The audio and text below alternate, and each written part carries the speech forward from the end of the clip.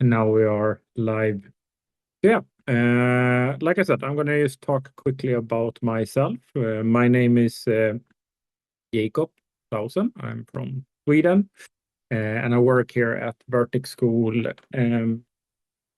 as a teacher, basically. And the past year, I've been more looking over kind of like the art program with the main focus on environment artwork.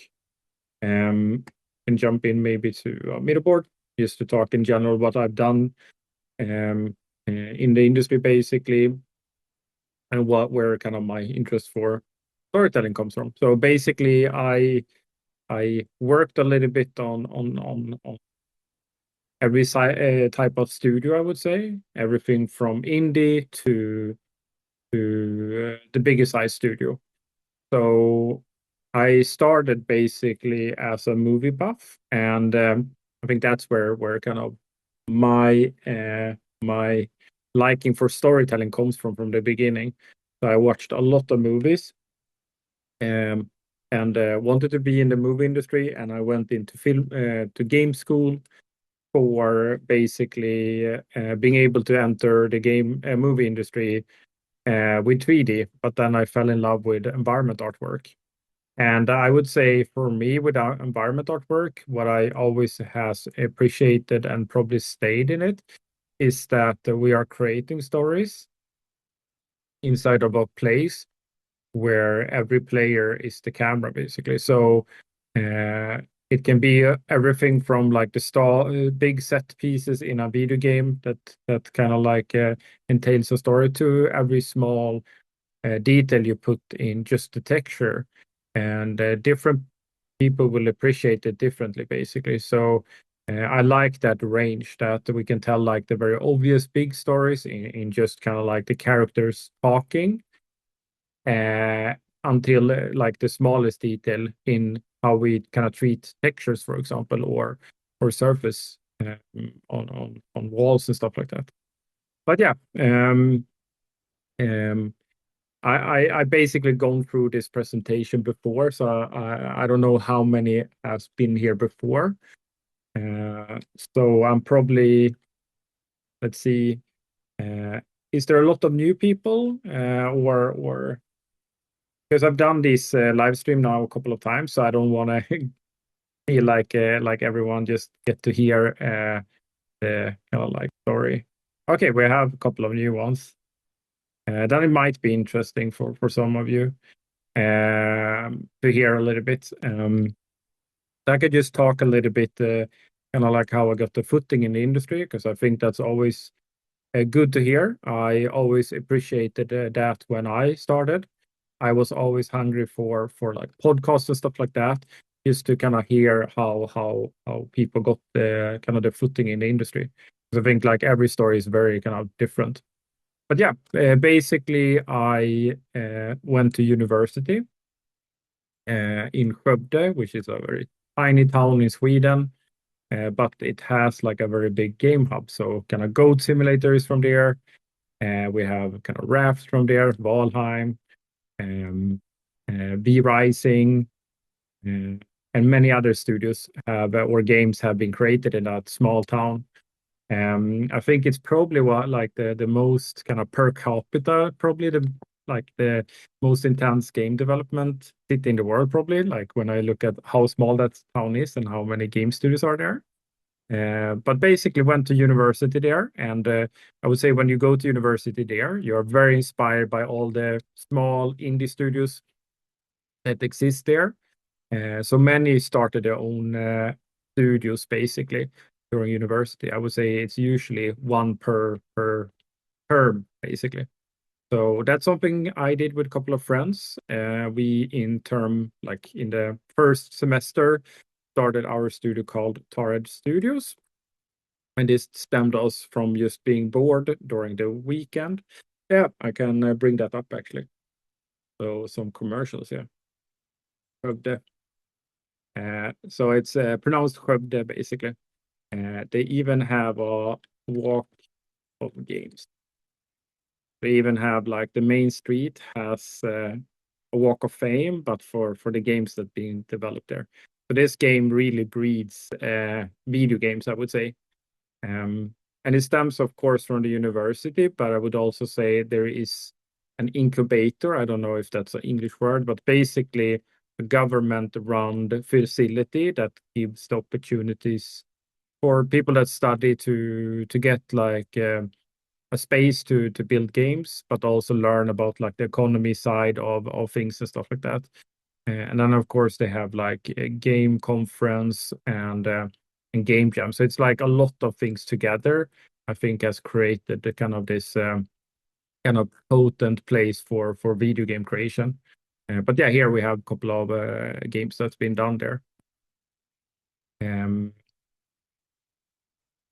But yeah, so in term one, like semester one, I sat during the weekends with friends and built games basically.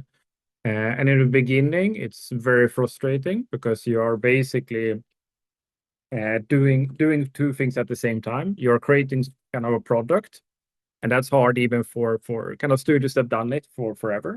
Yeah, I think I usually say that most studios, like in the end, we don't know how to make games because every new game is a kind of a new experience. And I would say, especially when you start out, you also have to learn like the fundamentals, basically. How is like how does a game engine work, and I mean, how do we make graphics? How do we kind of bring everything together? Also like group dynamics and stuff like that. All of those things can be quite intense when you start out.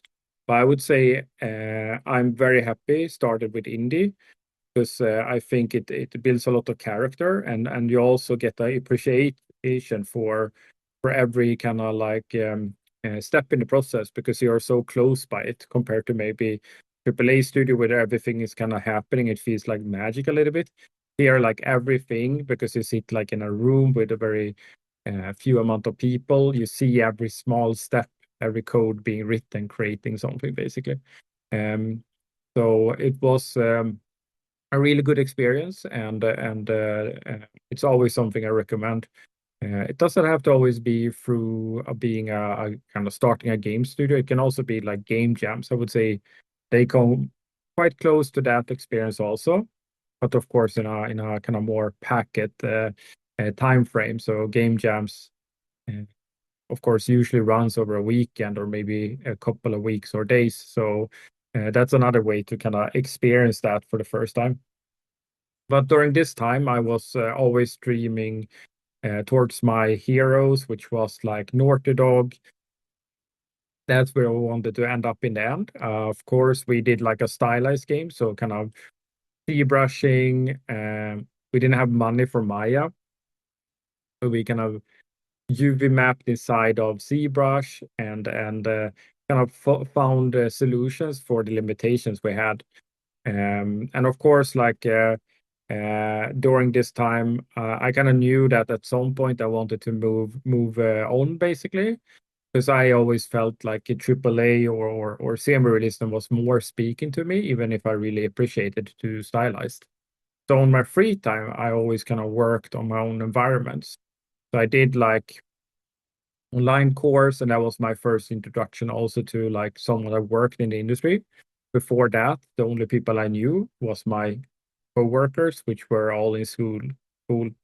So I got the chance to jump on like a 10-week course with Jason Stoke, who worked at Guild Wars. And for me, I think that was very important because I started to feel very drained. And when it comes to like how do you move kind of on after this, basically, because everything in this game was kind of like just try and error with me and my other 3D friends. We were only 3D artists on that project. So having kind of a Jason Stoke there, being a bit of an inspiration, like when it comes to, he was an environment artist at Guild Wars, but he did also like concept art, like painting, and that kind of sparked something in me. And later down the line, I started to paint also because of that. But yeah, I don't have the project yet here that I worked on during those 10 weeks because I overscoped, which is very common, I would say. I think everyone starts with an overscoped project in their career. So that one, I never finished a project during those 10 weeks, but I got a new fire in me. So after I kind of sat down and I created these two scenes basically, which was a bit of a stepping stone for me to move to Stockholm, which is the main capital here in Sweden. Because I wanted to, one, see a new city. Skövde is very small, and 6 years there felt started to. Oh, I'm not sharing the screen. Oh, damn. Thank you. Sorry about that. I've been talking. Nice. Yeah. Luckily, the presentation hasn't started, so yeah, I thought everyone saw what I saw, basically. Sorry about that. Yeah, I'm gonna just show everything I showed so we get a recap, basically. So here we have Skövde. Here we have the walk of games, they call it. Very fun. And here is some of the games that made in that city. So the name of the city is basically this. Thank you again, Alex, for letting me know so I didn't do an hour of this. But yeah, Skövde. It's basically in the middle of nowhere in Sweden, but a lot of games are being created there. And yeah, this is the stylized game that I talked about that we were doing in the university. Um, so it's basically a top-down brawler where you push out each other. Like, but yeah, um, yeah, it's literally middle of nowhere. Like people say, like that city has like a calling in Sweden. The city you always pass by, basically, because there is a train that goes between Stockholm and Gothenburg, goes through that town, and nobody stays in the town. Everyone just passed it, like the town that everyone just passed. But I think it was good to happen to end up in the middle of nowhere also, because then you only have like art to focus on or game development. It becomes a very focused time compared to maybe now here in Stockholm, where you have everything basically happening. So much more things to do basically. But yeah, basically working on these two scenes.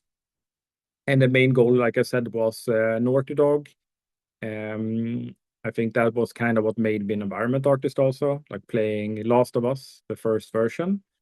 That clicked for me to become an environment artist, basically, because I did like characters a little bit before that and I didn't know really what I wanted to do exactly. So, um, yeah, I'm gonna use, yeah, the right screen. Um, and yeah, like I said, I did that 10-week course, but you're going to see that project later because I went back to it. But the first thing I want to talk about here is art test, because that's usually a quite kind of topic that people wondering over. When you apply to a studio, you always do kind of an art test, especially if you're in the beginning of your career. And this is like the main reason is that they probably see in your portfolio if you get to an art test, visually they see that you can do what needs to be done in the studio. But for them, it's also important because we work on something that's being played in real time. We need to know that like on a optimizing way, you're doing everything correct. I would also say in like a structural way. So sometimes some artists can be there also to see that you're maybe working cleanly. What I mean with that is like naming conventions, reading through text you get, and making sure that everything is kind of like correctly from that. And that's why I always recommend to like always like triple check your art test when you're looking at them and almost like they doing a checklist for them. But yeah, basically I applied to Starbreeze, which is like a studio that is probably most famous for Payday. They are combined with Overkill, like the studio. That's basically the same long story there. But basically joining that studio, moving to Stockholm was kind of like my first introduction to like a real production, basically. And I was super hyped, like going from a game that we kind of like just somewhat through together as all juniors or people that never worked on a game to get to a studio that knows how to do it, that has done it before. And I mean, just going up the elevator for the first time on the interview was like so much bigger for me than the small place we were sitting in, and then like just seeing so many game developers that are everything from junior to senior was very kind of cool. But then, of course, when I ended up there, yeah, so I would say that's like 99% of the time you have to submit the source file. I think that's probably the main thing they want to look at is of course like for example, this art test you got, I got like 10,000 triangle as my limit. This was, of course, like very long time ago, so it would probably be higher now. But they need to check that that's correct, and then also they need to check maybe also, yeah, the naming conventions, how I organized things, and usually they rate together basically of all those things together, and then maybe also sit together with the rest of the environment team and talk about it, like what did we like with it, and etc. Stuff like that. 10,000 triangles. So kind of like when you're doing poly counts, they become a triangle. That's like the cap I had basically. So that's usually how we count the cost of an object when it comes to poly count is a triangle count basically. Um, and yeah, 10,000 is very little now. Like it would be higher. This was almost 10 years ago, so that's why it was at 10,000 back then. Um, but yeah, I came there, and of course, this studio was a little bit on fire when I joined, which was a very interesting start in the career. This game, The Walking Dead, has of course gone through three game engines, and they started over when I joined, and it was just 1.5 years left on the game project. So the game had to be built very fast. And of course, this doesn't sound like a good experience, like as a first experience, but I think for me, it gave me a bit of a wake-up call that like even if you are in a studio that might feel big in the name and seem to have everything figured out, like they had made Payday which was very successful. Not every game project will end up like that. For me, it was a very good experience to kind of just get a crash course how maybe like the most not perfect planned project could be done. So I really took that into in my mind and always thought about like, okay, what didn't go so well, etc. And trying to kind of apply that later when I was maybe more in a planning role, basically.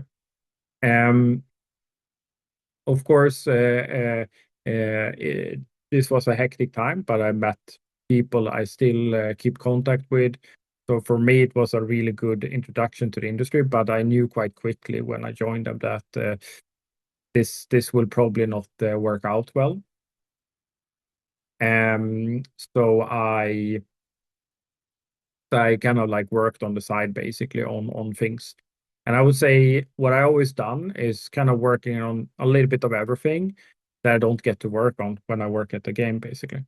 But here, of course, I was an environment artist now. I just did purely environment art. So on my free time, I did a little bit of things that I didn't usually get to touch on. So sculpting, painting, but then also environment artwork. So it's always been something that for me, it's been also a way to also be sure that I can have something to show up, even if the game doesn't work out. This game actually got released, but 3 months later, it was taken down from Steam, basically. So for that as a first experience, and I mean, now my first indie game, that was not a success either. For me, to prove a little bit what I can do has always been to keep doing kind of portfolio pieces, even when I was in a studio. But also to kind of improve and learn on my own kind of merits. Because when you do this, you always are committed to the project. You have to do a little bit what is needed, but when you are at home, you can do whatever you want, basically. It's gonna see here. So just quick take these questions here. Lucas, I think it's very depending. I mean, if you work to like a Switch compared to a PC, basically. So I would say like for a portfolio piece, like you can be in the millions now. But then, of course, if you work towards a Switch or a handheld, it needs to be much lower. And when it comes to Nanite, I would say uh, um, some studios are using it, but it's of course basically a technology that is not figured out yet completely. That's why you see a lot of bugs with it, stuff like that. But there is, of course, they use it probably at Fortnite. The new Witcher will probably use it. But I will also say with Witcher, they are, of course, part of the Epic program. They are there to figure it out a little bit. And when I've been visiting studios sometimes that have nanite, I can see also a lot of kind of like problems and bloat because it's basically a technology that the most of the people in the studio has not worked with yet. So that usually eats time. So many studios still use like normal triangle workflow basically because it's a much faster way to get the turnaround basically. And then of course like nanite, I would always say also like you need to have a very high fidelity aim to make it worth. Of course, it can be very nice for even for stylization to get like a very nice silhouette language and stuff like that. But I think you can do quite a lot with like triangle count still. And I would say I usually recommend to maybe like with your first portfolio scene to work the classical way because then you open up the door to basically every studio instead of only the studios that are using Nanite. Uh, would you be able to go over optimization eventually? We might save that for later.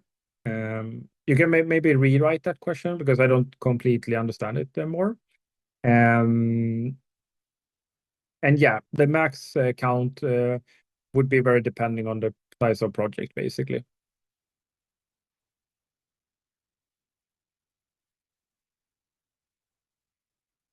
So I would say that that doesn't really matter. Like the important part is to show kind of the wireframe, basically.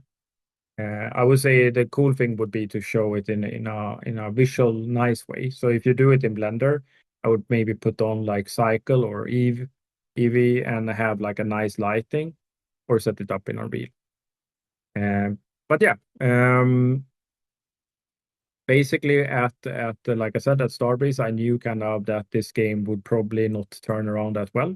I think it was a little bit something we all knew, but of course put all the effort we could as environment artists, and I think we were quite happy what it turned out to when it comes to our part in it.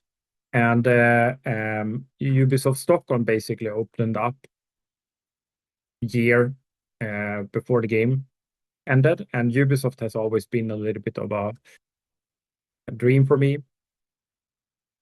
So I basically start to put my effort in there, basically. And here again, art test.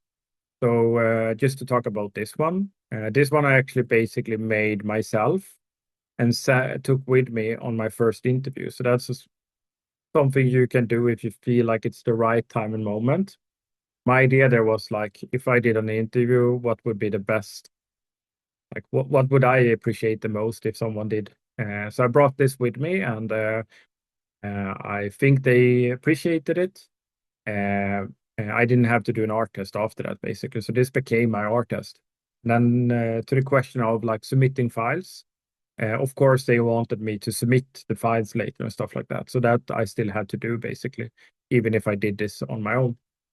And then during the time, usually when you're switching studios, you have a couple of like months. So I did this forest also during that time because I joined Ubisoft as a vegetation artist. So that's why my focus became vegetation during those times, basically, just to understand the workflow a little bit. But I joined and got to work as a vegetation artist on Avatar, but then jumping over a little bit to this division also. And same here. During that time, I still wanted to do art. Um, that's when I went back to that kind of 10 weeks project, which was, of course, the Great Hall, the complete Great Hall in Harry Potter, which was completely too big of a scope for someone that had never done a 3D scene before. But now I had a lot of like learning since then, basically. So I wanted to tackle it. It was still very hard. I also noticed when I jumped back to it that everything was wrong. So I had to start over basically from the start. But yeah, I finished that scene and it felt very, very nice to complete that chapter basically. But other than that, I basically focused on more like painting and stylized, kind of hand painted style during this time. Um, One tip I always give is like when you join a studio, I always pause personal projects. I would say like the first 6 months, I would probably avoid personal project just to not burn out, basically. So this seems to be a lot, but of course, it started to happen when I started to get comfortable in the studio. So I would always recommend to kind of just take it easy. I am at a new studio now, and I'm not doing any personal project right now. It started to feel a little bit I want to do it, but I'm gonna wait until after summer basically, just to get into the studio and relaxing a little bit when I'm coming home. But that's always a tip basically, because there's going to be so much you learn every day basically at work. Because it's like 8 hours every day of just doing 3D art for games basically. And then also like learning new people, learning their way of working, all of those things adds up a lot. I'm going to check the questions here quickly. Mm. Yeah, I would say I think it's always good to show stuff in the game engine because you show that you are kind of like you are someone that brings things into the engine. I think it's just also a good thing to kind of just train to become comfortable doing that. Always kind of take it into engine.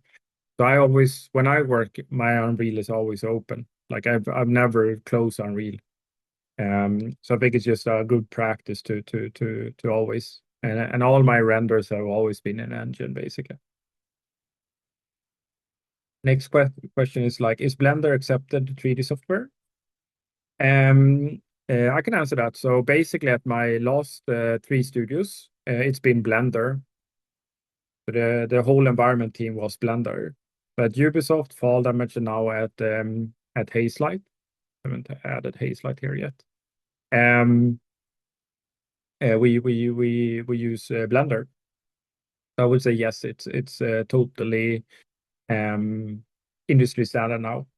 And it might, if you ask like an animator, I would say maybe not. Like in the game industry, that's still quite heavily Maya. I would say for environment artists and general 3D artists, many studios use it. And I would say even studios that might not use it as their main tool, usually in some studios, you are kind of okayed to use the thing that goes the fastest for you. So at Ubisoft, the whole team was using Blender, and that's where all the tooling was built to, like all the plugins inside the studio. But we had like one artist that did Modo because he was faster with it. The Modo is a different modeling software.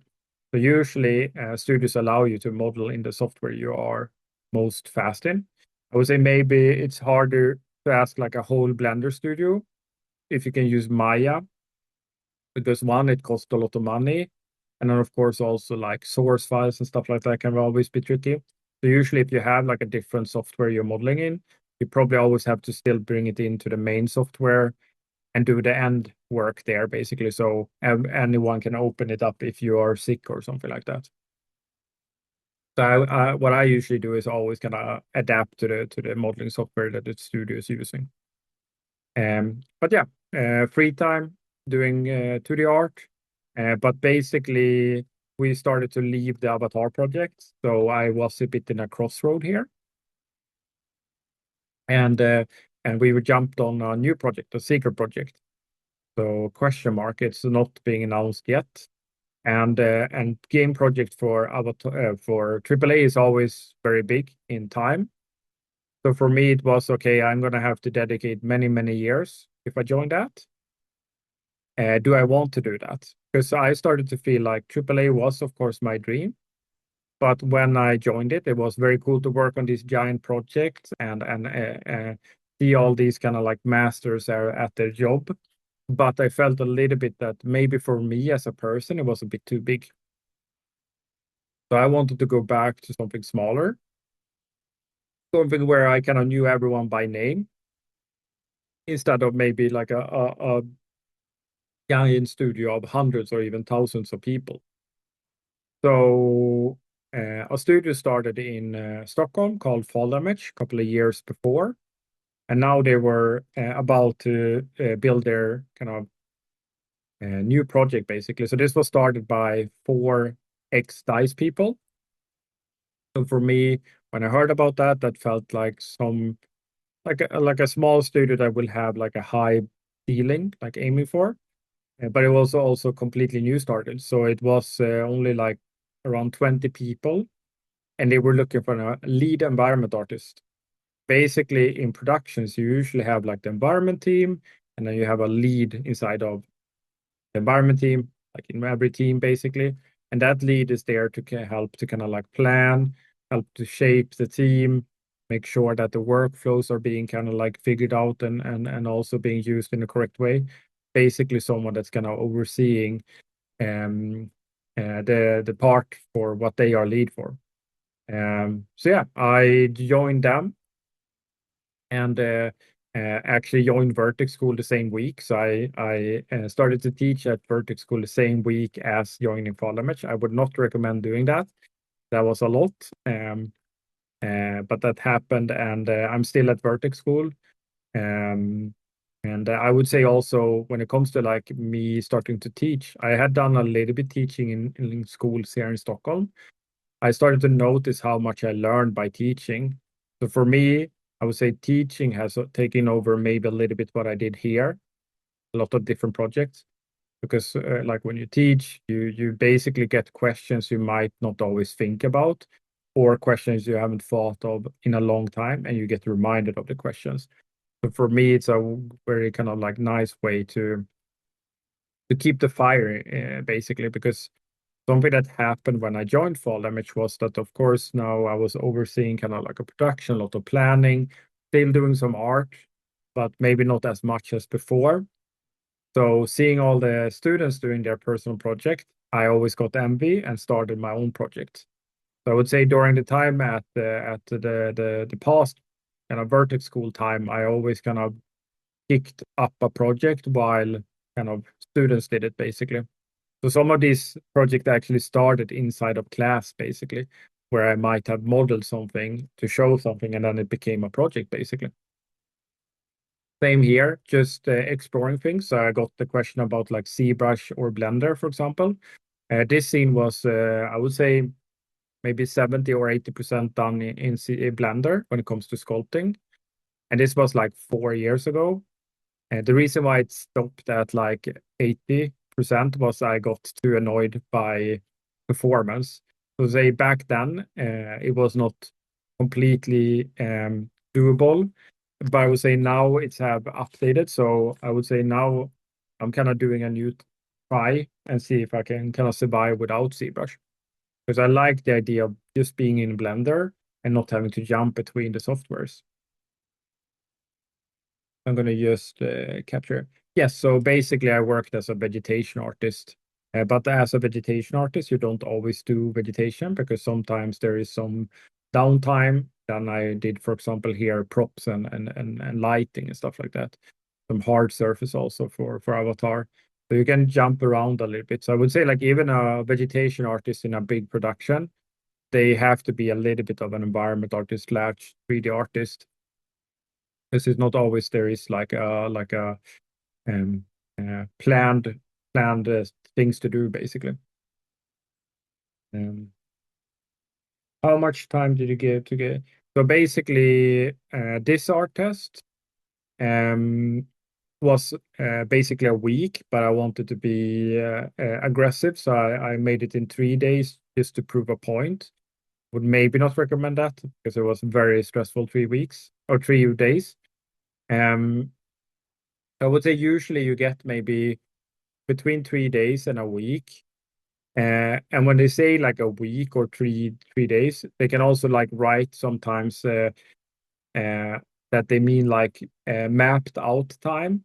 Of course, if you work in a different studio or just a day job, they know that you can't like if it's like a planned week, you can't work 8 hours per day. So that means that if they write that, it can mean that you get maybe 2 weeks, but they want you to do it in like planned, mapped out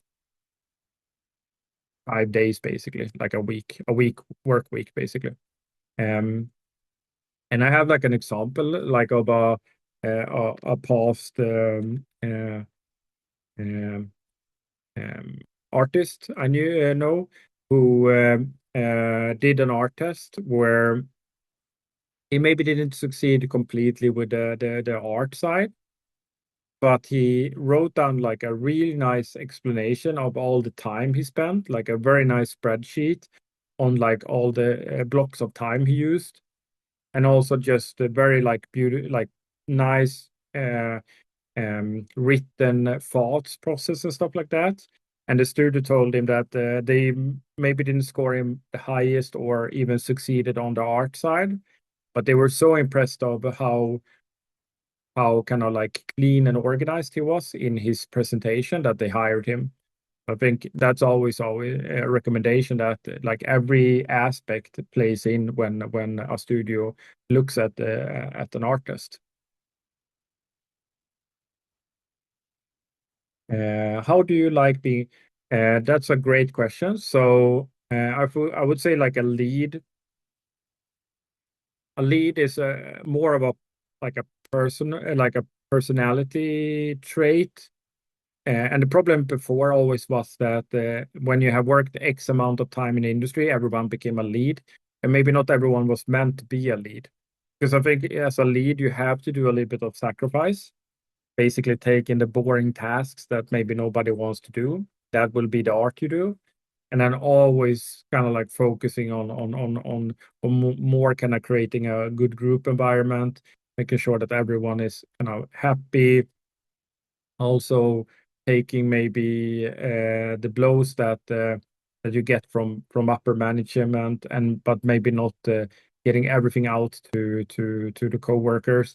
Like you have to be a little bit of a shield at the same time, being kind of the voice of reason, maybe take hard decisions and stuff like that. So it's maybe not meant for everyone, and that's why nowadays there is two paths in the industry. So lead or principal. The principal is more the person that wants to just do the art, maybe wants to not kind of like being the people person in the group, basically. And that has made, I think, a much better kind of like path for senior people, basically.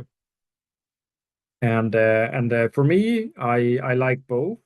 I would say this project maybe burnt me out a little bit because I was lead for many groups, like four different groups, and became also art director. So and now I basically jumped to being a senior environment artist instead because I kind of want to just do art. So I would say I like both aspects, but um, I'm not kind of married to one. So I'm having very much fun now, just being a senior environment art and just focus on art, and also like just seeing, for example, the lead I have now, how he works and learning from that. I always think that aspect is very interesting. So I like also seeing other environment leads and how they kind of process a group and fixing problems and stuff like that. Um, so I'm just going to run through a little bit and then I'm going to grab some questions again. Um, but yeah, Fall Damage was an amazing time. This was a completely remote studio also, which was a very interesting experience. This was, of course, during Corona, but this stayed a remote studio. So we had an office, and but everyone was remote working basically if they wanted. And we solved that by everyone was on Discord. So you had basically your digital desk, and every team had like a desk. The environment sat all on Discord, and it worked very well. Like we still meet up even if I don't work with these people anymore. I met on an after work a couple of weeks ago, and I would say maybe 30 people showed up. So this group became a very kind of like, I would say, a packed together group. And I would say it's because also this studio went bankrupt 2 times. I would say 2.5 times even. So it was a very hectic time. And I think that also merged us together quite heavily. But yeah, sadly, the 2.5 time happened like of a bankruptcy happened last year, and I think after that everyone was quite done trying to make it work, and that was a time for me at least to reflect a little bit. I couldn't jump back to the industry. I was quite burnt out, and of course sad seeing all the co-workers spread around basically. So I took a pause basically. And I built mini games. So I basically sat and built a game per week, basically, to learn blueprinting. Because I wanted to understand other aspects of game development a little bit. So I just made a game, and I had to present that to my girlfriend every Sunday. So she played. My deadline was every Sunday, basically, for her playing the game, and that was a very fun experience to explore different graphical styles. So I did like pixelation graphics and learning how to set that up. And yeah, not taking it too serious, just kind of like having fun with it and creating four, 1, 2, 3, 4, 5 games basically. But at the same time, I still like to tell stories through environment artwork. So I worked on 2 personal projects also. The one was a little bit to explore stylization again, but also learning about VFX and animations because I hadn't touched that much. So this capybara scene became a focus on that basically. And that raccoon has actually been around for a long time. So I tell the story of this raccoon through these scenes usually. So of course, this is with a different graphical style, but that raccoon I always kind of bring into some of my scenes basically. And with this one was basically just looking at telling stories, so set dressing, but then also learning a little bit about photogrammetry. So scanning, like the food here was scanned with a camera basically, and a lot of fun. Being able to do this and not thinking too much of work, basically. Then, of course, you get after a while, you want to kind of work with people again. And this January, Hazelight opened up. I forgot to add.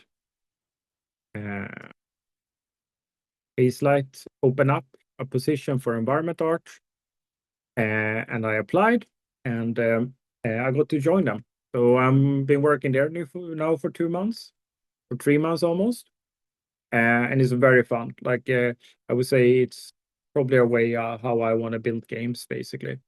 Um, so of course now I'm pausing a little bit personal projects, but they are lurking in the background. So this is the personal project I'm working on right now. I'm going to show a little bit about this project later after the presentation, the main presentation. But yeah, I'm going to look through the questions here. Does about blueprints? Look, a great question. I would say like everything I would say is a positive. So I would say the Hazelight job, I think one reason why I probably got it was that they saw this, for example.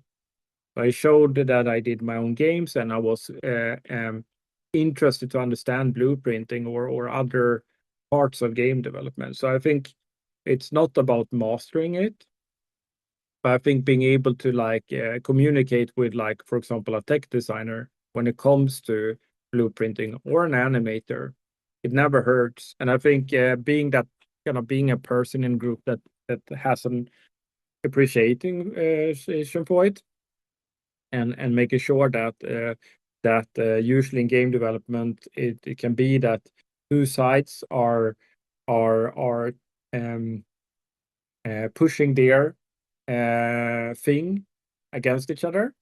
But sometimes it means just that they don't understand each other that much. So environment artist and design usually is a good example. But sometimes it's just that they maybe want the same thing, but don't really speak the same language. So I think it's always good to be a bit curious about the other disciplines, and blueprinting is one thing of that, for example. What will be the difference between a principal and lead environmental? So yeah, so I would just add principal would basically be the person that's looking ahead in the future. So let's say your studio is saying that we want to use nanite. The principal artist would be the person who is exploring that during the production of the current game, basically. So I would say they are a little bit the bird who's flying forward first, basically, towards the next graphical style. But of course, they can be part of the project also, being there as a basically a mentor, similar to how a senior would be in a group, basically. Um, so very, very depending on the question about the jobs remote. I would say it's sadly gone way a little bit. Like here in Stockholm, most studios have moved over to fully in-house again. I don't know if there is even any studios. I know one studio that friends work at that is 100% remote. But for example, Hazelight, it's 2 days you can optional be home and then 3 days at work. And I would say after doing remote for 6 years, I kind of appreciate it actually. So I think for me at least, that's like the perfect solution to have like 2 days that you can spread around during the week when you have to be home or you just need to focus, and just having those 3 days because there's so many small discussions that happens like at coffee machines and stuff like that, and I think that can be very hard to capture in a remote studio. Even if you have the Discord solution we had, I would say um, that can be sometimes missed. Um, so yeah, I would say for me at least, that's kind of like the somewhat of the perfect in between. Any other questions before we move over to the presentation? And of course, there can be questions about the presentation also. But I'm going to just jump into it, and then feel free to keep writing, basically, and I'm going to catch them. So yeah, we're talking about storytelling in video games and how I look at it. And when I write here set dressing, it's basically the same. So I would say this is one of the main aspect as environment artist is to do set dressing. And set dressing is basically there to make environment interesting.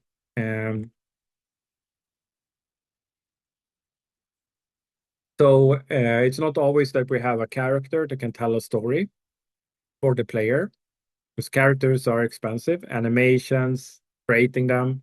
There is even games that doesn't even use characters. Like very good example, I would say, is The Vanishing, or what remains of Eden Finns, or Firewatch.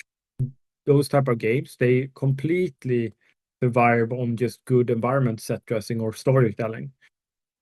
So you can create a place that feels believable, feels kind of like alive, without even having any characters there.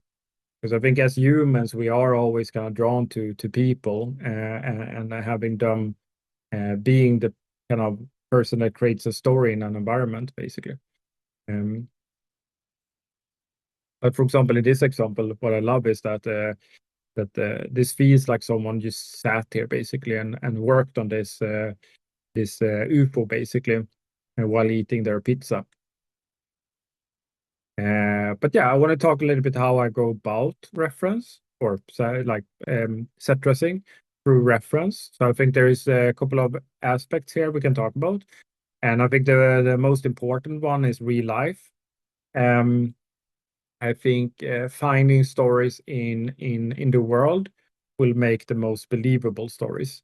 And I think sometimes the answer is just in front of us. So one of my favorite things, and most of my scenes comes from this, is that I just love to be on Google Street. I don't always have the chance to travel around the world, even if I would want to. This is the next best thing, basically, is to jump in a city that you've never been to and just walk around. And you can find so many kind of interesting small set pieces that just at the first glance just feels and looks interesting. And then we can always build on top of them.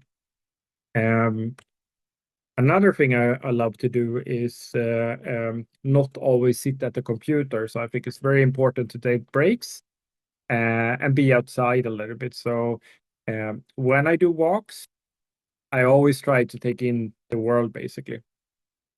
So I always look for small stories inside of the places where I walk. And when I say like small stories, it can be everything from our garbage bin has been kind of like overfilled to someone creating a small story. So these are very small pictures, but here someone put like googly eyes on a stone, and that just kind of like I loved it and I took a photo basically. Or it can just be how material breaks down slowly.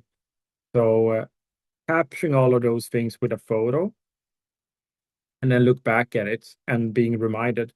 And then what happens then for me at least is that I create bit of a memory library in my brain basically. And it's always kind of like it disappears a little bit, but a lot stays. And I would say I can always fetch from that, like in my mind, but it's something I need to always refill. I think it's always important to always take in new stuff, and then you never know when that can be applied, basically. Another thing I started to do a lot, I always painted a lot, but now I also write down. So when I walk around and look around in environments, I might see an interaction between two people. Writing down that interaction is also something that can be something to remember. And then you can maybe take those two people interacting, and let's say you create like a game between, like a game where just animals exist. You can get maybe like fit that narrative that you saw those two people doing and apply them to those two animals. So you never know. So sometimes you don't have the time or speed to paint everything. So just writing down is a good thing. So this um, notebook is very tiny, so I can just have it in a pocket, basically like this size, basically. And then I can basically have it in a pocket and always have it around. Um, and just writing down ideas I come up with, like that just comes up and not forgetting them. And these are a couple of pictures I took the other day, just to show some like just cool things that are around. Just how this electric box has been put together, I would say it would be like a really like nice set piece in an environment. Um, just in terms how kind of forced the rope is being wired around here, not make the door open, but then just all the cables how they are just wired around. And then I saw this tractor, and the door has been kind of broken apart, so they just put the plywood and like saw it in the in the size of the door basically. And I think the last one is maybe the good best examples of stories I pick from just walking around. So here there might like not see that much in first glance. But what I really love here is that I can see how vehicles that has been too big has driven here and damaged kind of the underneath roof here. And just adding a small story like that in your games, I think that's when we start catching like really believable spaces, basically. Um, or the marks from cars that have driven here or been dragged out. Um, I would say like looking at just buildings and how they are being damaged in very simple ways and just adding those in. Because I think the biggest thing here is that we are breaking this very like straight line that somewhat can sometimes feel a little bit like too 3D or too digital. Because in the world, like things happen all the time. So these things I always kind of like just look for in the world. So I'm kind of obsessed with finding these kind of like wear and tear or damage and stuff like that when I walk around on walks. Another thing I want to talk about is just concepts, because this might be something you heard. I just want to talk about how that's being somewhat used in inside of a studio environment. So concept can come in very like different ways. So I kind of try to like show them in three different ways here. So they can be just very quick scribbles. And I would say different studios work differently, depending on how the kind of in between concept and an environment that is being set up. So here you have a very simple sketch. And for some environment artists, this is enough. And it's all about like time it takes to build a picture. So when you see these like beautiful rendition pictures, they are more used for maybe the whole studio, but production concept can be this simple sometimes, just to have something to talk around, basically. And in video games, things always change because we are building something that is playable. So when we play test and we notice that maybe the set dressing or the storytelling we did interfere with the gameplay, meaning that it's in the way, or if we're making a shooting game, it's not creating a good block for hiding and stuff like that. We might have to rethink things, and that's where concept artists sometimes comes in and problem solve that. So for me, concept artists are basically problem solver. They are there on a basically being on live, being helping basically figuring out solutions for visual problems. And in some studios, that's being done by solely the concept artists. In others, it's maybe a combination of concept artists and environment artists. And in other studios, it's maybe just environment artists. So it's very depending on the studio setup. And then you have like something that become very common now is that we do concept art in 3D, like in Blender, where we can have like very realistic texture libraries already. And it's a very fast way of creating very kind of believable worlds. But this is Star Citizen, and I would say it's very common for sci-fi games, but like most games that are on a AAA standard can have a lot of this also. Um, but I would say everything happens in the studio. So even for Star Citizen, they would probably have a lot of these also, but they are not always visible online. And then I saw a question about the kit bashing. Uh, I'm going to have a slide later about Quixel or Fab that I'm going to kind of mention that a little bit. I'm gonna take that in the end of this presentation, basically. Uh, Another thing I like is movies, like I said in the beginning. And I think we can grab a lot of storytelling here also because they're movie directors or DPs, director of photographer, or set dressers in movies. They are expert at their job because they have done it for like this medium has existed for so long. Of course, they are doing it with a still image, bunch of still images. Like, of course, the camera is moving, but compared to a game, these frames are usually set up in a way that they are perfectly aligned. And we don't always have that possibility when we have a player walking around or running around. But for portfolio, I think it's especially kind of a good use case because we are basically movie directors when we set up our portfolio scenes.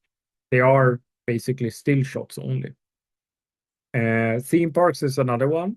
So of course, like reference for like historical things are not always available because history already happened. But I would say like some theme parks are really good at capturing past. For example, like a Western town or a medieval town. Looking at those things, or fairs, for example, can give you some insights on how things might have been. And then maybe that together with like your own research can give you the best solution for what you want to do.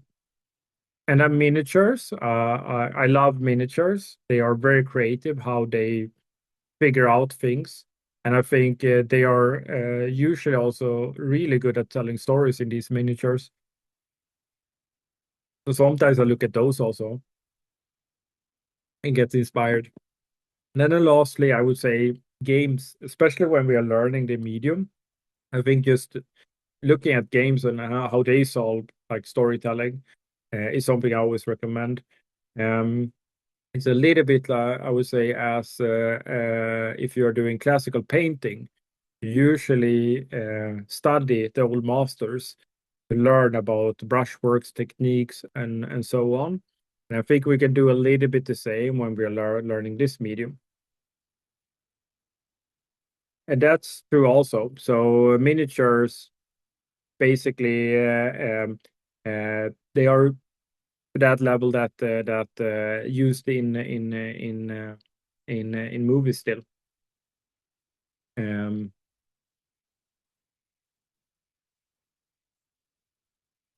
so now I want to talk a little bit about the technical aspect of set dressing. So of course we have the storytelling beats, basically the story we're telling, but there is also a structure we can apply to how we are setting down our assets, basically.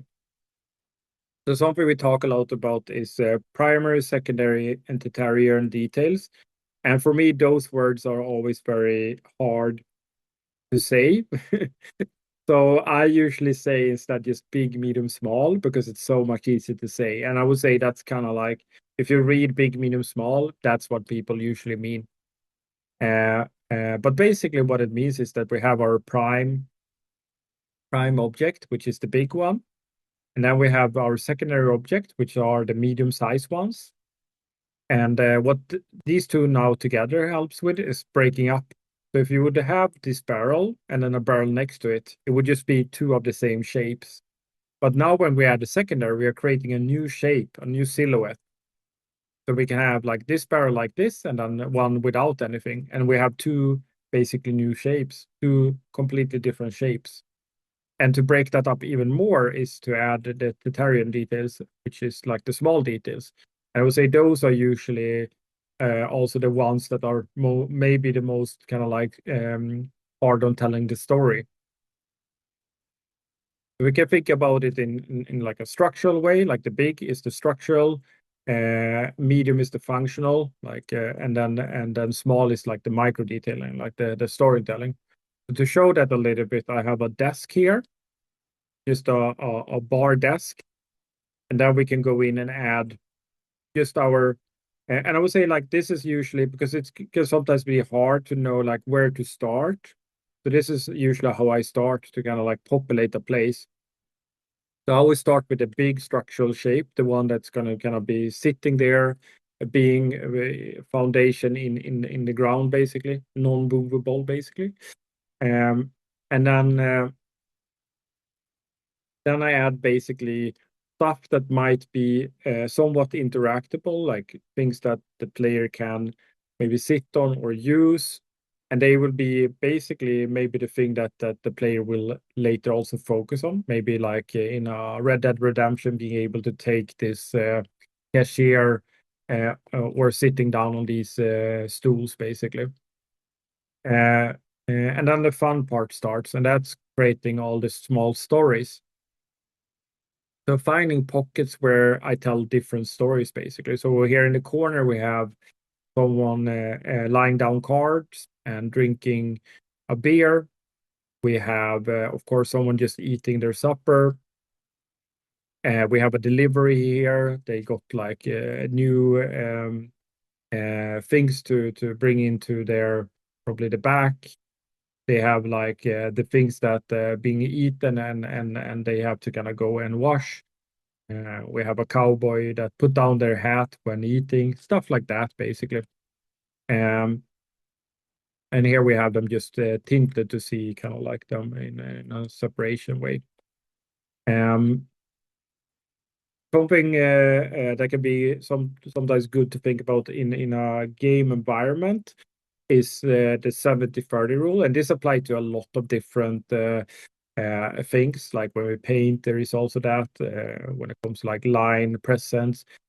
70-30 rules can apply a lot of things, but in this case, it's about playable space. So I would say creating small pockets of stories, or like on basically 30% of the image, and not overpopulating it basically. So there's two rules, like reason for that. One is that if you have it everywhere, nobody's gonna see your stories. But then also like gameplay wise, just you want free space for the player to understand where they can run and stuff like that. And then, of course, pockets of where they can explore. And we usually call these prop islands, and they become very obvious in games when you have seen them. These can also have like gameplay rules, like, for example, if you're doing a shooting game, they are usually where you take cover, for example. There we have all the prop islands, and usually we populate around these prop islands. So that's come back to the like structural object, and then we put like all the medium and small shapes inside of there. Um, Another thing I like to think of when I set dress is frozen in time. So I usually put myself in inside of this place and just thinking of the time just got frozen right now, similar to like how a picture is being taken, um, and trying to think about this person just left the room or they are still here but we don't see them, and trying to tell the story as much as possible in terms of everything just happened. So in even like a more pushed way, that can be like something that has just fallen down, for example, that would be in the moment even more. And then I was small, just some examples where we can use set dressing, like props and stuff like that for composition in our images. So I would say a big thing is to kind of we want always people to look at the main aspect of the place, the focal point, and we can always use assets to push a viewer towards there. So, for example, putting stuff so they are basically almost like pointing as a arrow towards the object we want the viewer to look at. Um, Another thing is building a frame inside of a frame. It's something they use in movies also, where you set like the assets in a way where you create like a natural frame. Usually, this is called like foreground elements, and that just kind of creates a natural frame inside of a frame, and it's focusing even more on your focal point. Um, Another thing is to kind of set dress in depth, basically. So we create foreground, midground, and background, and trying to here also kind of create prop islands with that. So we have the boxes with the Wilson beach volleyball, and then in the back we have the tent with the FedEx box.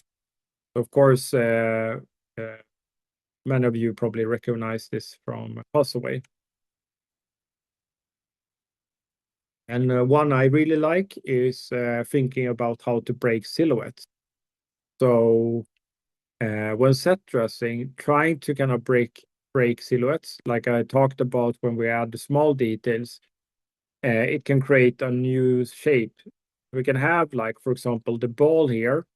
There is three balls, but they have slight variation in the top of them. Or if we have books, for example, if we stack books on top of each other, they can break and create a new shape. So I think always kind of see how can we break apart shapes, one to create depth, but also to create interest, basically. So sometimes it's, of course, the storytelling, it's important, but then also just the visual uh, placement has like a composition rule set also that makes it look interesting.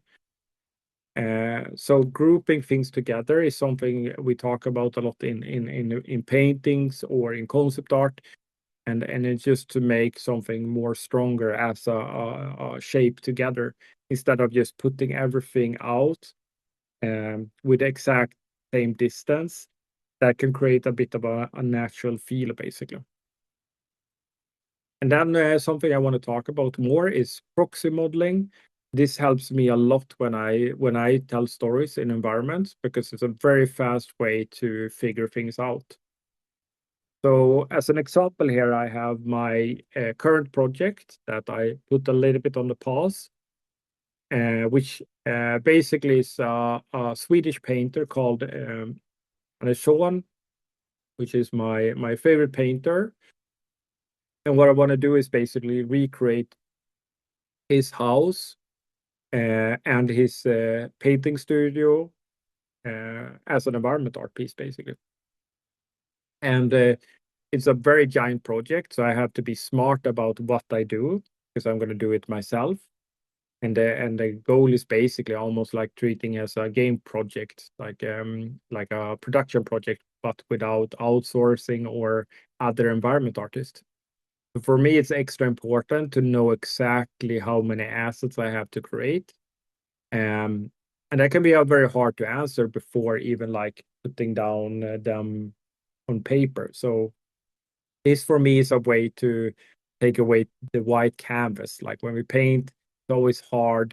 We just have a blank page.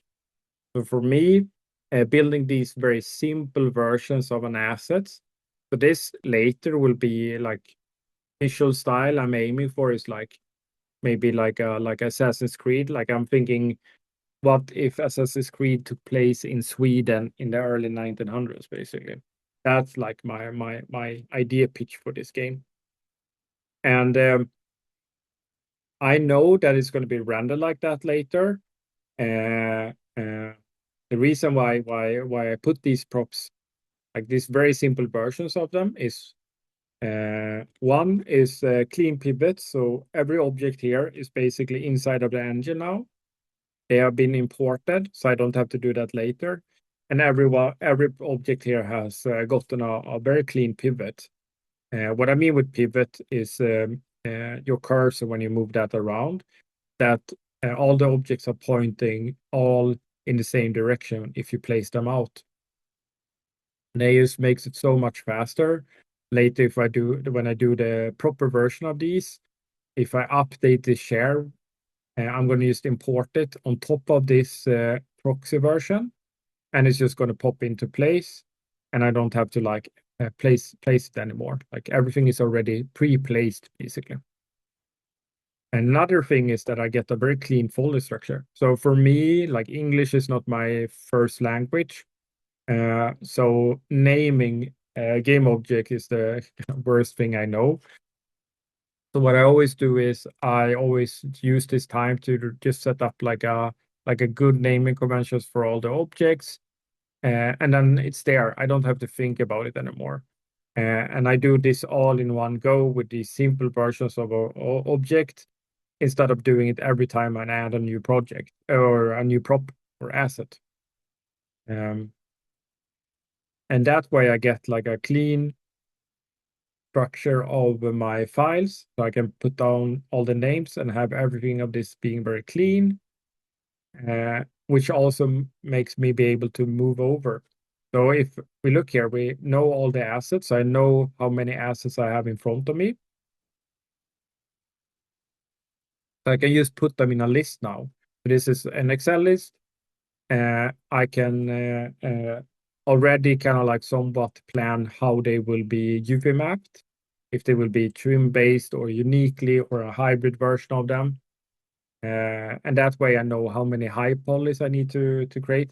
I haven't gone through this list yet. So some of these going to turn blue. And then I know like, okay, it's only like 10 objects that needs to be high poly ZBrush basically, and the rest can be trim sheets. That's going to take a lot of production time down. That's why I have also time estimates here.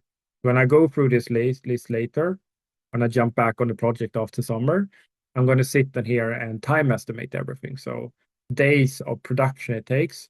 And then on a different slide, I can show that later. I have basically everything accumulating. So I know exactly how many days all of these props will take. And I know, okay, this is feasible. This is not feasible. For me, it's a very good way to just get a very clear picture of what I have in front of me. And then I just want to catch also the question about the using fab in personal project, because I get that one a lot. Like, is it allowed? Is it good? Is it bad for putting a portfolio? I would say like this: the main objective you have if you're using fab objects is that you don't want people to know that you're using them. And what I mean with that is basically you want your graphical style to reflect exactly like the things you're putting in from fab. So if I did like Arc Raiders, for example, like a quite realistic game, and then put like World of Warcraft props in there, they will clash, of course. But that's bad practice. And I would say that's a very extreme I'm using. I would say a trained eye can see if they are maybe semi-realism and photogrammetry realism. It's a very fine line you walk there.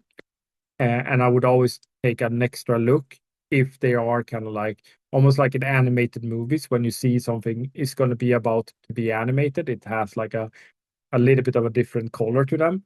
You want to have the same kind of like look when you add fab objects into your scenes. Like, are they sticking out? Another aspect I would say is, for me at least, so far have always done my all my props myself, and the reason is I get faster at modeling. So I always do that myself because I find new ways of working faster. Like that can be UV mapping, it can be pre-production, like I showed here with the proxy models. All of these things I have learned by doing many objects, and I think there's no way around that. It just comes with practice and time. So that's why for me it's a big value. But then I will always kind of like save time by sometimes if I need maybe a VFX or I need a material like a very specific material, I can buy those on Fab and use them. So sometimes I use it. And I think like there is some examples, for example, in my Kyoto scene, I have a cat uh, uh, that I took from Sketchfab, and I ZBrushed it a little bit to get it a little bit where I wanted it, and then used it, for example. Um, yeah, EndNotes. I'm gonna link this playlist also. This has some. I don't know if I have filled this out that well, but I do basically a playlist on my YouTube for every topic I cover. Because I think also learning a lot from watching presentations and stuff like that on YouTube. So I'm going to share that later. But I'm going to just check the comments here.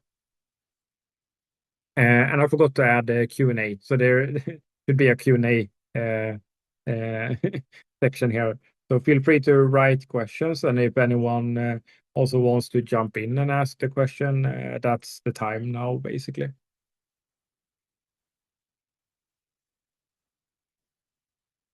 I'm going to read James' question here. What what are common structure that you seen for name? I would say the most common one is, of course, using SM for static meshes. So you always kind of put the letter of what type of object it is. So a texture would have a T in front of them. Static mesh would have a SM in front of them, and that way they just all end up in order. If I had textures inside of here, all the texture would end up together. Materials would be, of course, M for master material, and then for material instances in Unreal, it would be MI. So usually just kind of like the first letter basically of the name basically. And then for textures, you also of course have like the shortening of base color, normal map, and those type of textures is using the first letter, and everything is about just kind of bunching together the name a little bit, so it's not like a giant name to read basically. That's also something that I like with this, is like making sure that I get not like super long names also.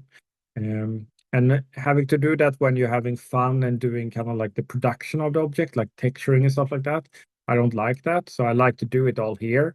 Then it's done basically, and I can get much easier into the flow state of just creating the assets later.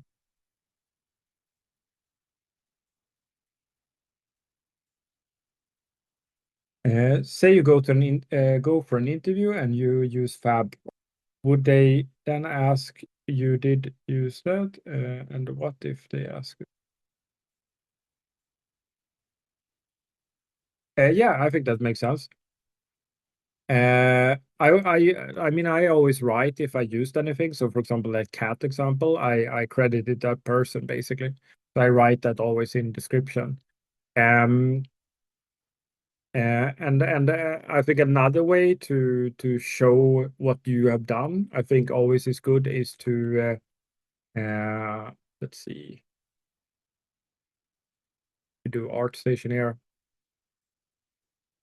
is to put all your assets like this, because that, for me at least, I would never kind of put something I like didn't somewhat build myself. So this cat, for example,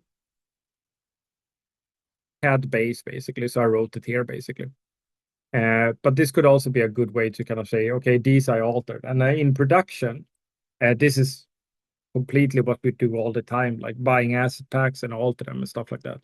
I mean, that's kind of part of being able to work fast, is to be able to take pre-existing stuff and alter them to your graphical style, basically, as long as you credit them. So I think actually it's kind of like a positive if you know how to do it. It's not a negative. Whenever you use, I hope that answers your question. Whenever I use pre for I add, yeah, exactly. Good point, Stefan. As a vegetation artist, would you recommend to learn to create your own materials? Like, to be honest, I've never done a bark in Substance Designer, so it's not the most, but I think it doesn't never hurt. So I basically always use fab textures, and if I would do it more stylized, I would maybe do a combination between ZBrush and Designer maybe, but it's not a must. And sometimes you can mix like Quixel textures together in Designer. Did you get a strict timeline for you? Great question, Jessica. A couple of things there. I would say like in the past I did that, like when I had like, because now I'm doing it more for fun, I would say, like these personal projects.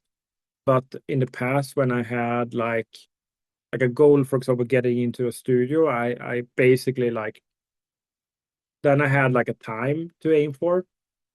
So one example here would be uh, looking for a project there. So this King Arthur scene,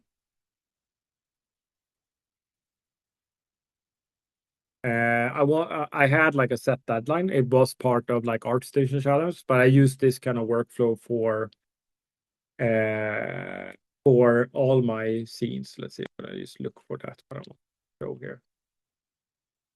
Yeah, here.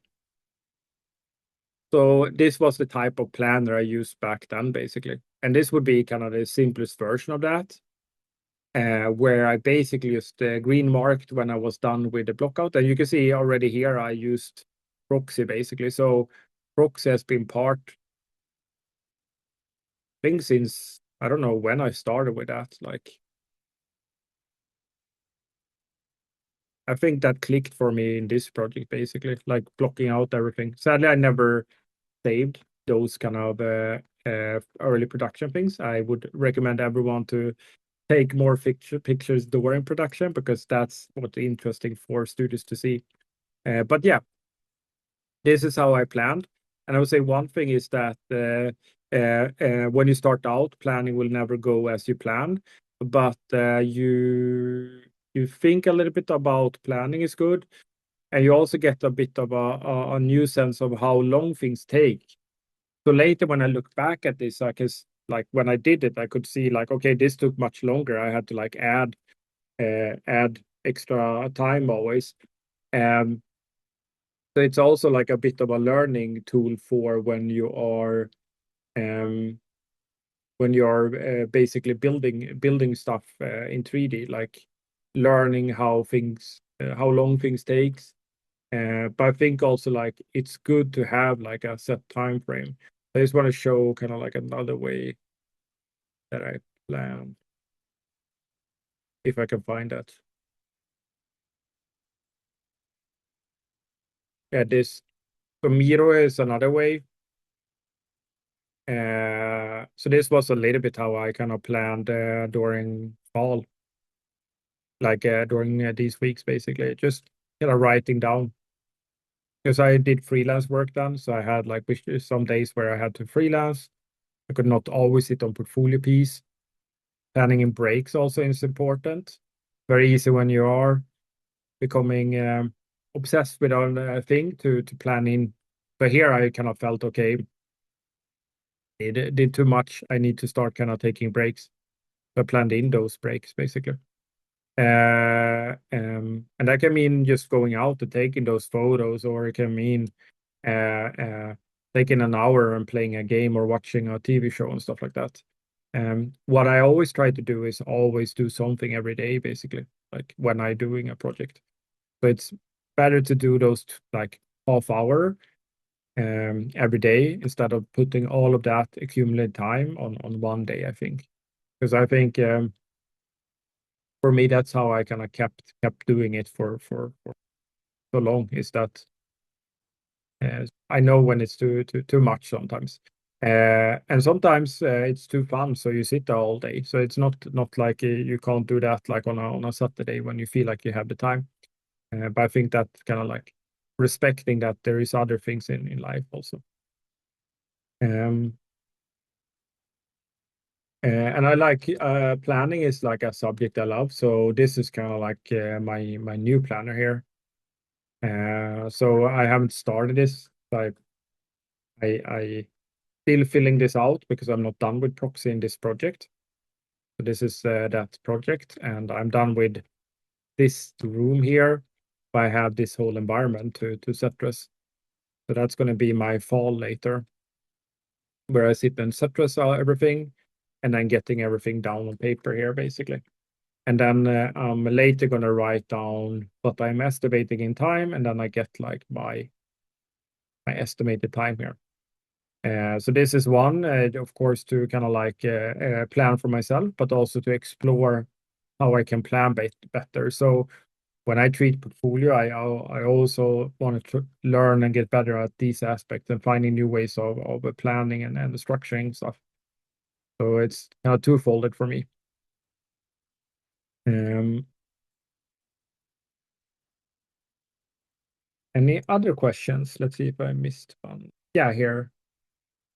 Uh, I would like so material graph is a good point. We can talk about that a little bit.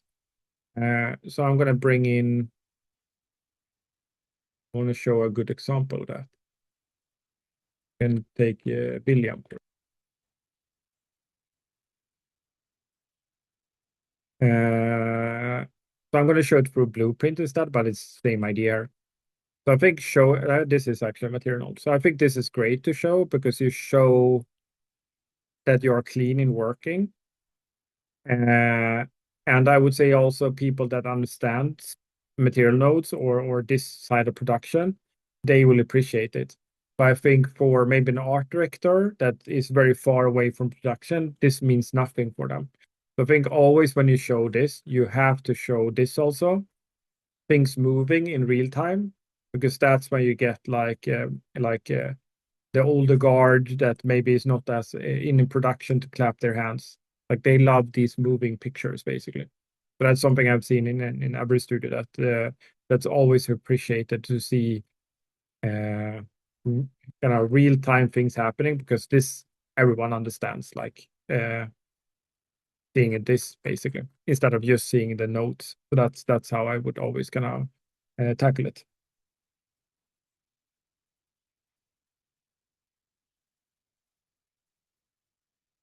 I'm about to start a new project, so this is kind of planning exactly. Nice to hear. And I would say, for example, the one I showed, like the latest planner, I would say that's quite over top. Like I would not go that deep, and the amount of props also I would not use as an example. This is me having no deadline and just exploring. I would say for your personal project in the beginning, I would do something simple like this, like a one pager, and then filling in with colors and stuff like that. And then if you want to be fancy, you can set up so it's kind of like a drop down. But I think the simpler you do it, the better. You can also use pages like Trello, like these type of planners. I think some type of planner is good. And the reason why I like Excel is because when I've been using these, I always forget about them. I don't know why. But Excel, I think for me, it's so easy to get on one page. And then I like to make stuff, go green. So I think for me, my artist brains has almost like a very clear goal here. And when I work on project, I always try to like take everything in a go. So in this example, I wouldn't move over to high poly before everything was proxy made, basically. And then I would look over high polys. Nowadays, we don't do high polys everything. So I would blue mark everything that I'm not going to high poly. So maybe like this is style I've seen, so probably everything would be high poly brushed. But let's say we're doing some trim solutions for some of these, then we would put those on blue. If we start brushing something and we're pausing for the day, we put it on yellow, and it means that it's in progress. Uh, I can share this one, and anyone can use this and make a copy of it. Share it in the chat. Any other questions? That doesn't have to be about like set dressing or planning.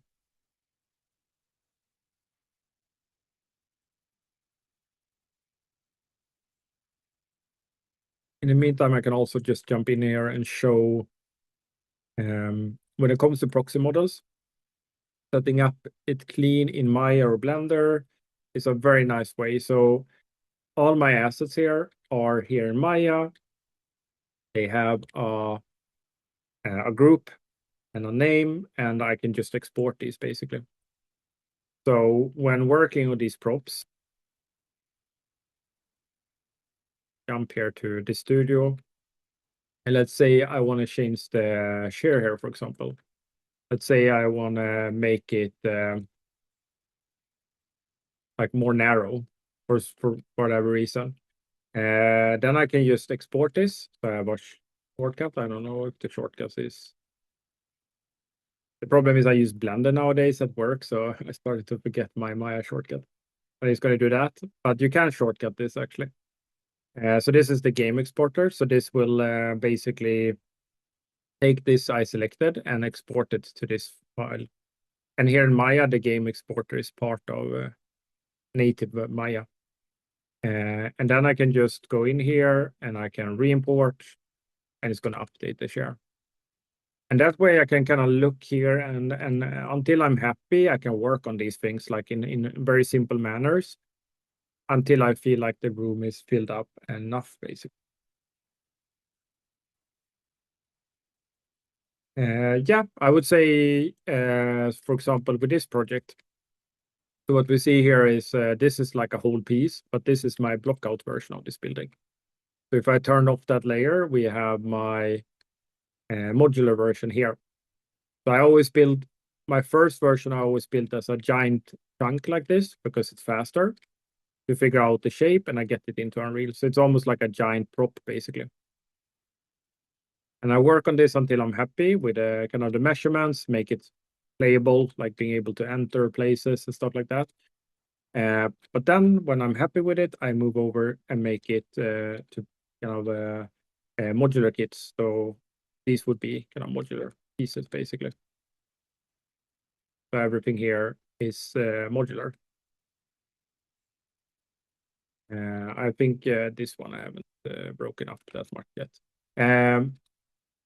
And some shapes, I would say, when they become kind of like this one, for example, I would just build as a big shape like this, for example. But most of these are like 4x4s, basically, or 4x3s. Standard sizes, or this, for example, like this. And that's across every building here now. But this one I haven't done yet. So I can just add before moving over to modular, I always do like a detail model pass, and it would look like this. So I tend to jump out of here and just sit in this level instead. And we can take this building, for example, and I sit and work like this with like a background like this. And this one is a little bit further ahead, but I would work on it without textures or anything, and look at it like this basically, and really trying to really get the all the shapes there, like all the breakup of the silhouette as much as possible to make it seem as three-dimensional as possible. So I have every building here basically, and I can just jump to this camera when working on a building. So I like to have these kind of like separated from my main project basically. So can you sit like this, almost like a diorama, work on it, and then I would have this open and work on it in Maya or Blender and update it and look how it looks basically from the different camera angles I have. And I do the same with all my objects, props. I put them here basically. And that way later when I check, when I texture these, I can just cross-check everything that here everything is well lit, so I can like check that everything has like the same fidelity basically. And we call this asset gym basically. Here all my vegetation is. We can jump over a little bit to my planner for vegetation also.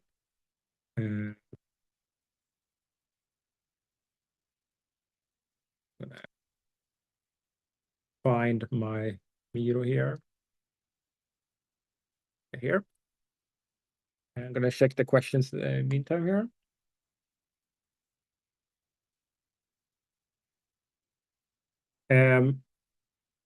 Yeah, I can recommend you to like I put all of those thoughts into like this write-up, I would say, Clippers. So I would recommend to read this one. Here I wrote basically how I go about like reference from all the different places, basically.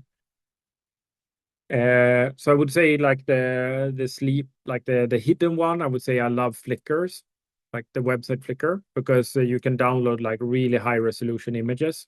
So this is great for textures. So a lot of these are taken by really good cameras, so you get like these like high definition shots, and not all is downloadable, but that way you can get like really up close images of what you're building.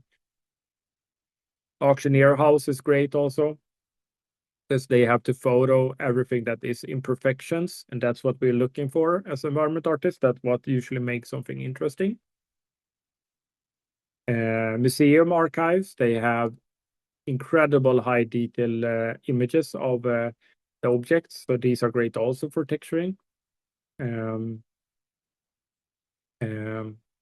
Vegetation, I did like a live event on vegetation, so I went through this completely in that one. YouTube is a really nice thing also. If you search for the place or a similar place and then just do walks, most places nowadays have someone that has walked around there with a GoPro. And what you get then is also like a measurement for how it feels to be a first-person camera in that place. Somewhat, of course, depends if they hold it at their chest or head. But you get still a perception of distances and stuff like that, which is very nice. Something I started to explore a little bit is to use photogrammetry also. So this is our summer house basically, and I try to like with like really bad lighting, like not overcast lighting, and just like a phone camera, just run and take a couple of like shots, and then just getting a very bad photogrammetry version of it. But what I could do then is just model on top of it and getting like a really good measurement for this building.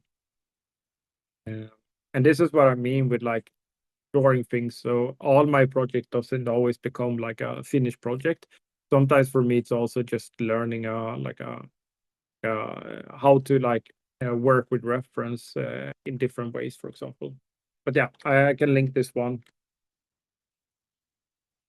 Uh,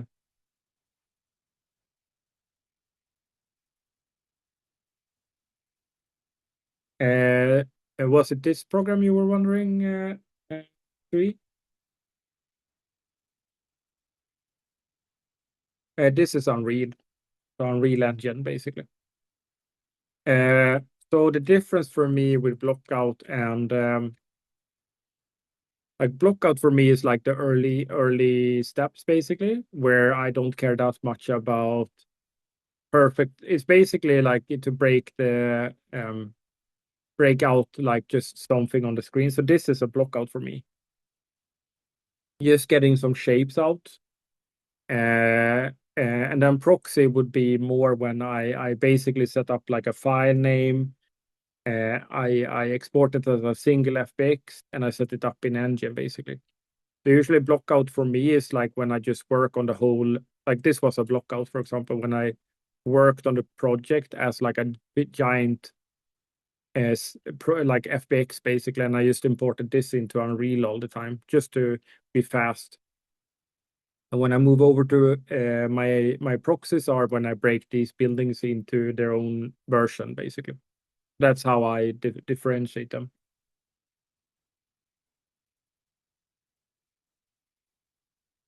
Yeah, I mean, Bloom depends on visual style. I think I probably used it quite a bit for my stylized scene.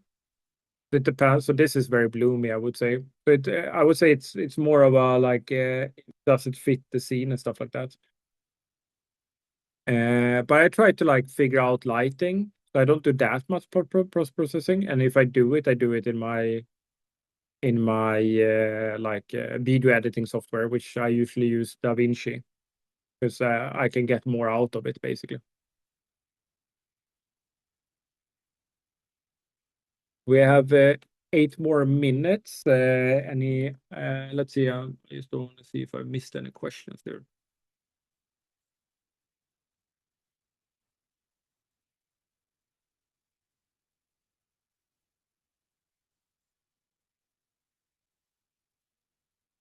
Seems like I've got. If anyone asked a question, I missed it. Sorry about that. You could just write it again, and I'm gonna get to it. Uh, but yeah, I don't know if anyone has any. Can you explain? Yeah, so that's what I showed basically. So this would be a blockout for me. So blockout is when everything is just the first version, and proxy for me is more when you go into everything is separated into single pieces, basically. So that's how I differentiate them. Um, the tricky part is like you have blockout, you have white box, you have gray box, you have color blockout. Like every studio or every artist name them a little bit different. So I would say there is no like set term. I would say proxy is also like not everyone is using proxy. Someone is using detail blockout. But for me, it's when I break them apart. So my blockouts is ending when I separate these houses into individual buildings basically, and I take them into everyone gets their own Maya file basically. That's when they move over to become a proxy model. Did that explain it for you? Awesome. When it comes to creating a scene with an interior and exterior, which approach do you recommend? A wall with two materials? Um, I mean, I've experienced both workflows, so it's depending on the studio setup. So some studios they work with like just double-sided walls, basically. The reasons can be, for example, if you need to be able to break the wall and stuff like that, or you have like a pipeline that's set up like that. One thing I really liked when I worked at the Walking Dead game was we separated the exterior and the interior in sub levels. So sub level is basically so we have the main level here, persistent, and then we have sub levels. We can like add different things here. So it's basically like a layering system. And you can jump into a sub level. I can quickly show that. Maybe I have. Oops. I think I set up here. But basically, if you do it in a sub level, then then we could sit and just model our interior in a complete void, and it became very kind of like, I don't know, easy to see just the interior. Um, so but I would say it's there is no right or wrong answer. There is very depending on the studio how they kind of set up the project. I mean, some studios work very much more with like a procedure workflow, where everything is kind of like hooked up to a blueprint, etc. But yeah, so basically this is kind of how we worked, where we had this empty void with the interior and we worked on it, and then that was hooked up to a separate level. So here we have that, and it's inside of the building basically. And that way, two people could work on the same thing also. One person could work on the exterior and one on the interior.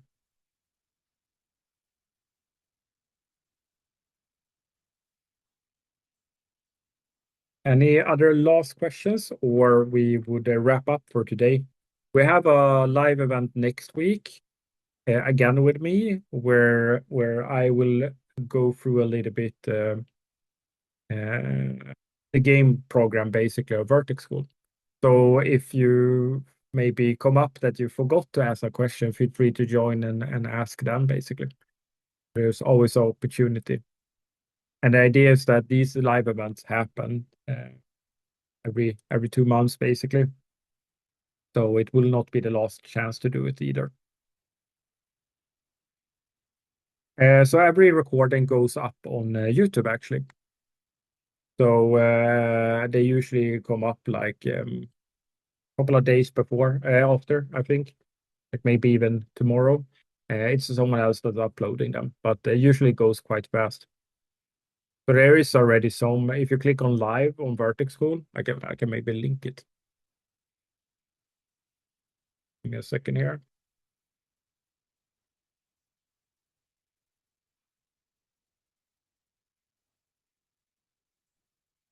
So I did like one like 2 months ago where I taught just did portfolio reviews, and no, sorry, it was not in live. So I'm gonna take away that one. It's here in videos. And before that, I did one when I talk about portfolio, and before that, I did like ZBrush one, Solid one. Yeah, so there is some different topics covered basically there. Um, Seems like no more questions. I want to thank everyone to show up for the live stream. You can always reach out if there is any questions you forgot to ask. But like I said, next week it will also be a chance to because we're gonna just do a QA in the end also, basically. But yeah, I wish everyone a very nice rest of the week, and yeah, hope to see you in the future. Have a good one, everyone.